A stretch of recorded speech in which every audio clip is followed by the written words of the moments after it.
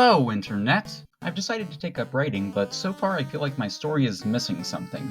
There doesn't seem to be any real conflicts, so what should I add? That's it! Antagonists, a concept as old as storytelling itself. A story isn't really a story without some sort of conflict, and a good villain is a perfect way to get a plot going. Because of this, nearly every story in every medium has an antagonist of some sort, although video games were a bit of an exception early on. The closest thing you had to a rival was the person you were playing with. The first example of a proper villain in a video game that comes to mind is the Space Invaders. These cephalopod-looking creatures are after more than a higher score.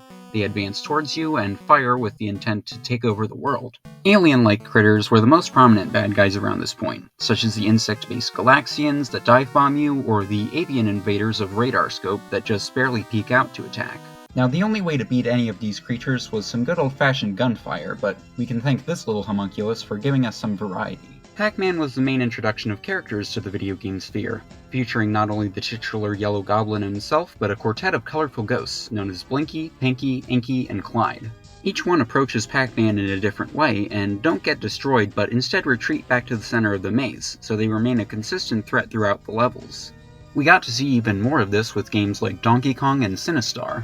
These games feature their main antagonists front and center, even being named after them. The third generation of consoles were definitely when villains were solidified. You had Monster Kings, robotic masterminds, all of which send out their armies after you and stand at the end of the game as a final challenge to test your abilities. As fun as these villains are, you do have to admit that they're often not the most forward-thinking. More often than not, you can find the one thing capable of defeating the final foe right in the area you fight them. Sure, it makes sense from a gameplay perspective, but it is a bit funny to think about. Of course, the main villains rarely go down easily. Just when you think you've beaten them, they come back with another even more difficult form, complete with an extra health bar. In my opinion, the best video game villains are ones that serve as the antithesis to their heroes. They can add to the themes of the game, such as nature versus technology, or have similar movesets to the player character and serve as an ultimate test of their abilities. The most iconic antagonists in popular franchises often appear more than once, although that can lead to them being taken less seriously as time progresses. Not that recurring foes can't still pose a threat. Don't even think about it.